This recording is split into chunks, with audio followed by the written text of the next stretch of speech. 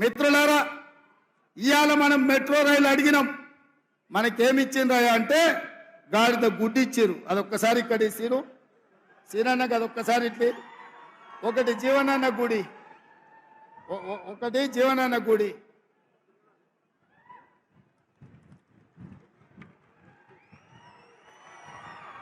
ఒక్కసారి అందరూ చూడండి. 10 ఏళ్లలో మోడీ తెలంగాణకి ఏమిచ్చిండే అంటే మీరు గాడిద గుడ్డ అనాలి.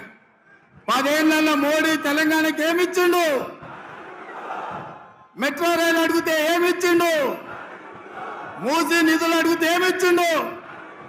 పాలమూరు రంగారెడ్డి ఎత్తిపోతల జాతీయ ప్రాజెక్ట్ అడిగితే ఏమిచ్చిండు? బయ్యారం ఉక్కు కర్మాగారం అడిగితే ఏమిచ్చిండు? కాజీపేట రైల్వే కోచ్ ఫ్యాక్టరీ అడిగితే ఏమిచ్చిండు? ఐటీఐడిఆర్ కార్డియార్ అడిగితే ఏమిచ్చిండు?